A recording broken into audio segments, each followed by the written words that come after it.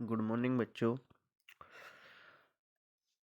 सर्दियों की वजह से आपके विद्यालय का अवकाश चल रहा है। पूरे डिस्ट्रिक्ट में ये अवकाश है और आप घर बैठे रिवीजन क्लास का लाभ उठा सकते हैं। जैसा कि आपका जो चैप्टर मानव नेत्र तथा रंग बिरंगा संसार अध्याय 11, आपकी जो डिमांड थी कि सर मानव नृत्य तथा रंग बिरंगा संसार का हमें एक बार रिवीजन करा दीजिए, तो आपके सामने ये उपस्थित है चैप्टर। जैसा कि आप देखेंगे मानव जीवन में जो हमारी आँख या नेत्र हम बोल सकते हैं, बहुत ही महत्वपूर्ण है। और महत्वपूर्ण होने के साथ साथ इसके बिना अगर हम एक दिन इसको आँखों को थोड़ा बंद करके और इन चीज़ों का प्रयोग करें अपने जीवन से जुड़ी हुइयों का, तो हम देखेंगे कि हमें काफ़ी कठिनाइयों का सामना भी करना पड़ता है। तो इस चैप्टर का रखने का उद्देश्य भी ये है कि हम जितने भी हमारे शरीर में जो पार्ट्स हैं उनको हम किस अच्छे ढंग से रखें, उनको ज़्यादा से ज़्यादा हानि होने से जो हानि हो रही है हमारी आंखों को, जो हम टीवी देखते हैं पास में जाकर या मोबाइल का ज़्यादा यूज करते हैं तो हमारी आंखों पे इफ़ेक्ट पड़ता है और फिर बहुत जल्दी हमारी चश्मा भी चढ़ जाते हैं। उद्देश्य ये भी है एनसीईआरटी का। तो आप देख रहे हैं मानव नेत्र। तो मानव नेत्र का आपके सामने जो चित्र बना हुआ है बच्चों, तो मानव नेत्र जो ये चित्र आप देख रहे हैं, मानव नेत्र का ये चित्र है, ये आपके सामने। तो ये मानव नेत्र का जो चित्र है, सबसे पहले आप इसमें देख रहे हैं कि मानव नेत्र के विभिन्न भाग। तो हमारा ये नहीं कि जो आँख है वो केवल एक ही चीज़ से बनी हुई है, इसमें बहुत सारे पार्ट्स हैं। जब आप डॉक्टर के पास जाते हैं तो डॉक्टर्स एक ही पार्ट्स को नहीं देखता है। आँख में बहुत सारे पार्ट्स होते हैं, जैसे कि पुतली, परितारिका, रेटिना जिसको दृष्टिपटल भी कहते हैं, श्वेत मंडल, क्रिस्टल या लेंस। तो आपके सामने देखो, आप अभी आप अपनी आँख देखोगे तो बीच में जो ब्लैक कलर का और उसके चारों तरफ वाइट कलर का होता है, उसे श्वेत पटल कहते हैं। तो आप देख रहे हैं कि सबसे पहले कॉर्निया। कॉर्निया एक हमारी पूरी आँख का एक ऐसा पार्ट्स है जिसको हम नेत्रदान में कॉर्निया को ही दान करते हैं। और इस आपके सामने इसकी पूरी परिभाषा भी दे रखी है। यह नेत्र के अग्रभाग पर एक पारदर्शी झिल्ली है।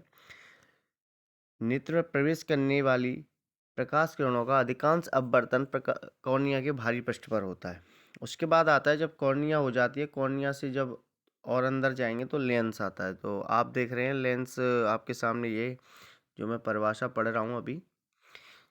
तो लेंस कौन सा होता है? उत्तल लेंस लगा होता है जो प्रकाश को रेटिना पर अभिसारित कर रहा है। रेटिना क्या है? रेटिना जो हमारा जो प्रकाश आ रहा है उसकी जो मैंने बताया था कि जब प्रतिबिंब बनता है दो किरणों या अन्य किरणों की सहायता से बनता है। तो दो किरणें आएंगी और दोनों किरणें जहाँ जहाँ के उत्तल लेंस में से निकल के जाएंगी, क्योंकि ये पूरी तरीके से पारदर्शी होता है, इसमें से निकल के जाएंगी और ये रेटिना पे जब प्रतिबिंब बनता है। रेटिना अब आपको दिखा देता हूँ मैं कहाँ है। देखिए बच्चों, ये जो दृष्टिपटल लिख रहा है ना, तो आँख के पीछे वाले हिस्से पर रहता है। यहाँ पर आके दोनों किरणें मिलती हैं और दोनों किरणें जब मिल जाती हैं तो इस जगह प्रतिबिंब बन जाता है। और उत्तल लेंस से मैंने आपको प्रैक्टिकल में भी बताया था, उत्तल लेंस से जितना जो भी प्रतिबिंब बनते हैं वो कैसे बनते हैं? उल्टे बनते हैं। यहाँ से दृक तंत्रिकाएँ जाती हैं और वो हमारे माइंड में उनको वो सीधा कर देती हैं। तो ये जेली जेली टाइप का सा बना होता है। ऐसा नहीं कोई डॉक्टर्स उसको लगाते हैं, ये जन्मजात होता है। परितारिका, परितारिका कॉर्निया के पीछे होती है, जो एक गहरा पेशीय डायफ्राम है जो पुतली के आकार को नियंत्रित करता है। ये पुतली के आकार को नियंत्रित करता है। देखिए कितने अच्छे अच्छे पार्ट्स आएंगे इसमें। पुतली आएगी, अब देखो पुतली को बोलते हैं इंग्लिश में प्यूपिल। तो पुतली आँख में प्रवेश करने वाले प्रकाश की मात्रा को नियंत्रित करती है। तो पुतली देखो, आपने कई बार देखा होगा, कहीं जब आप छत पे बैठ जाते हो तो बहुत ज़्यादा प्रकाश हमारी आँखों में आता है। तुरंत हम जैसे ही कमरे में आते हैं तो अंधेरा सा हो जाता है। क्यों? क्योंकि पुतली को एडजस्टमेंट करने में टाइम लगता है। क्योंकि हम एकदम प्रकाश में से है तो वो सुगराई हो जाती है और आँखों को बहुत ज़्यादा प्रकाश मिलता है, और जैसे ही हम किसी कमरे में आते हैं तो एकदम जैसे ही एडजस्टमेंट करती है तो वो पीछे जाती है और आँखों के सामने एकदम अंधेरा हो जाता है। अब आता है बेटा रेटिना। अब रेटिना देख रहे हैं और मैंने रेटिना का मतलब तुम्हें बता दिया था, दृष्टिपथ। पटल। यह एक कोमल सूक्ष्म झिल्ली है जिसमें प्रकाश सुग्राही कोशिकाएं अधिक अधिक संख्या में पाई जाती हैं। प्रदीप्त होने पर प्रकाश सुग्राही कोशिकाएं सक्रिय हो जाती हैं तथा विद्युत सिग्नल पैदा करती हैं। ये सिग्नल रक्त तंत्रिकाओं द्वारा मस्तिष्क तक पहुंचा दिए जाते हैं। मस्तिष्क इन सिग्नलों की व्याख्या करता है और हमें वस्तु को देख पाते हैं। तो मैंने आपको पहले ही इसका डिफाइन कर दिया था कि रक्त तंत्रिका की सहायता से हम उसको प्रतिबिंब को कैसा करते हैं, सीधा कर देते हैं माइंड में जाके। अब देखो बेटा, इसका जो मेन उद्देश्य ये भी समझो कि एनसीईआरटी ने रखा भी है और बोर्ड की दृष्टि से भी ये बहुत महत्वपूर्ण है। ये करीब 5 से या 4 से 5 नंबर में ये आ जाता है। मानव नेत्र की संरचना कीजिए, तो आपको ये एक-एक पार्ट से लिखने हैं और उसके सचित्र वर्णन करना है। आप इस पूरे चित्र को देख लें, किस तरीके से, बहुत आसान चित्र है। फिर आता है दूरबिंदु। दूरबिंदु क्या होता है, ये समझें। वह दूरतम बिंदु जिस तक कोई नेत्र वस्तुओं को स्पष्ट देख सकता है, नेत्र का दूरबिंदु कहलाता है। सामान्य नेत्र के लिए दूरबिंदु अनंत होता है। तो मैंने आपको बताया था, जब भी हम किसी चीज़ को देखते हैं तो हमारी स्वस्थ आँख का जो दूरबिंदु होता है वो अनंत होता है और जो उसका पास का बिंदु होता है वो होता है 25 सेंटीमीटर। तो हम जितनी भी पास की वस्तु होगी वो 25 सेंटीमीटर तक हम स्पष्ट देख सकते हैं। जैसा कि आपके सामने लिखा हुआ है, देखिए। किसी सामान्य दृष्टि के कारण वयस्क के लिए निकट बिंदु आँख से लगभग 25 सेंटीमीटर की दूरी पर होता है। अब आती है बेटा समंजन क्षमता। 2 नंबर में इसकी डेफिनेशन भी आ जाती है आपकी बोर्ड परीक्षाओं में। ये लिख रही, अभिनेत्र लेंस की वह क्षमता जिसके कारण वह अपनी फोकस दूरी को समायोजित करता है, आगे और पीछे करने में जो काम करता है वह उसकी समंजन कहलाती है। और लेंस की वक्रता पक्षमापी पेशियों द्वारा नियंत्रित की जाती है। जैसा कि आपके सामने देखो, पक्षमापी पेशियां शिथिल हो जाती हैं, लेंस पतला हो जाता है, फोकस दूरी बढ़ जाएगी। पक्षमापी जो पेशियां हैं इसमें जो यहाँ पर बनी हुई हैं, देखिए, ये मैं आपको चित्र में दिखा देता हूँ। ये देखिए लिखा हुआ है पक्षमापी पेशियां। ये क्या करती हैं, ये लेंस को आगे पीछे करने का काम करती हैं।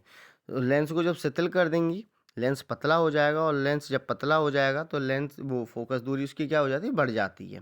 भाई, हमें कभी भी आप देखते हो कि हम ज़्यादा पास किसी वस्तु को लेके आते हैं तो आंखों को थोड़ा सिकुड़ना पड़ता है और जब हम दूर ले जाते हैं आंखों को हम सही कर लेते हैं। ऐसे ही जब हम पक्षमापी पेशियां सिकुड़ती हैं, लेंस मोटा हो जाता है, फोकस दूरी क्या हो जाती है, कम हो जाती है।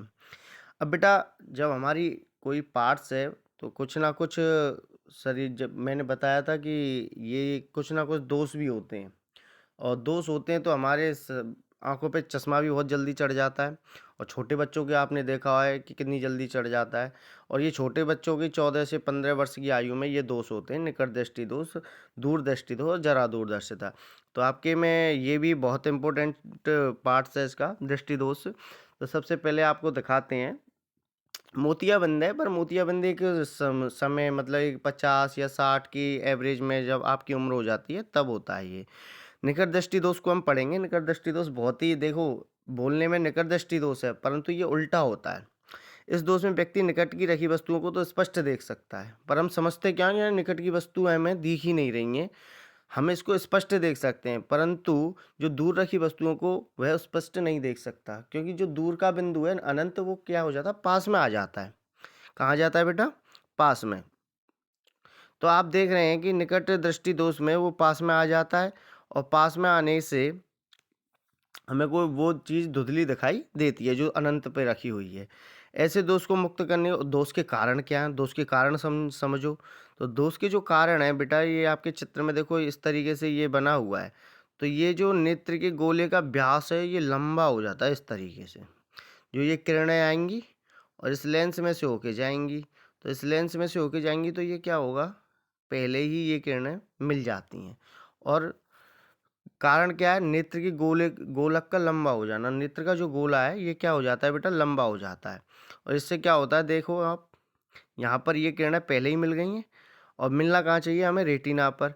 फिर हम क्या करते हैं, इसमें निवारण के लिए अप्तल लगाते हैं, अप्तल लेंस। अप्तल लेंस क्या करता है, ये किरणों को थोड़ा फैला के, देखो आपने देख रहे हैं इसमें किरणें को थोड़ा फैला के भेज रहा है। जब किरणें फैल के जाएंगी और किरणें फैल के जाती हैं, उत्तल लेंस उसको अभिसारी कर देता है, इकट्ठा करके रेटिना पर बना देता है। अब आता है दूरदृष्टि दोष। दूरदृष्टि दोष में क्या होता है, इसमें दूर की वस्तुएं तो स्पष्ट दिखाई देती हैं पर पास की वस्तुएं स्पष्ट दिखाई नहीं देती, क्योंकि पास का जो बिंदु है वो हमारा क्या हो जाता है, थोड़ा दूर हो जाता है, हम किताब को दूर रख के पढ़ते हैं। तो इसका भी दोष होने का कारण है, नेत्र के गोले का व्यास छोटा हो जाता है। इसमें क्या होता है बेटा, देखो, आप जब इस तरीके से नेत्र की गोले का व्यास जब छोटा हो जाएगा, तो हमारी जो किरण आएँगी वो इस तरीके से जाएँगी और जाके वो कहाँ मिल जाएँगी? बाहर की तरफ, मतलब रेटिना से पीछे। तो इस दोष को दूर करने के लिए हम कौन-सा लेंस लगाते हैं? उत्तल लेंस। तो ये भी ध्यान रखें, इस दोष को दूर करने के लिए हम कौन-सा लेंस लगाते हैं? दूरदृष्टि दोष में तो लगाते हैं हम उत्तल और निकट दृष्टि दोष में लगाते हैं अवतल। कई बार पूछा भी जा सकता है मल्टीपल चॉइस में। अब आता है जरा दूरदर्शिता। इसमें क्या होता है बेटा? ये बहुत अच्छा है। जरा दूरदर्शिता में क्या होता है? इसमें दोनों दोष हो जाते हैं। हमें दूर की वस्तुएँ भी नहीं दिखती हैं और पास की वस्तुएँ और दोनों दोष जो हो जाते हैं उनको हम बोलते हैं जरा दूरदर्शिता। इसके लिए हम क्या करते हैं? उत्तल लेंस के प्रयोग से बाय जो दोनों का यूज़ करते हैं, बाय जिसको बोलते हैं द्विफोकसी लेंस बोलते हैं। क्या बोलते हैं इसको? द्विफोकसी लेंस। देखिए ये लिखा हुआ है। ठीक है? अब दोनों नेत्रों का सिर पर सामने की ओर स्थित होने का लाभ। देखो ये आपके लाभ हैं, लाभ मिलता है। इससे हमें त्रिविम चाक्षुषी का लाभ मिलता है। इससे हमारा दृष्टि क्षेत्र विस्तृत हो जाता है। इससे हम धुंधली चीज़ों को भी देख पाते हैं। तो बेटा ये पूरा जो चैप्टर था, ये आपका थ्योरेटिकल तो पूरा चैप्टर करा दिया है मैंने इस वीडियो के माध्यम से। आप इसको पढ़ें और इसमें नंबर लाने की ज़्यादा उम्मीद रहती है क्योंकि थ्योरेटिकल है, वो बहुत जल्दी भी याद हो जाता है। इसके जो न्यूमेरिकल हैं मैं आपको करा दूँगा। ठीक है? धन्यवाद।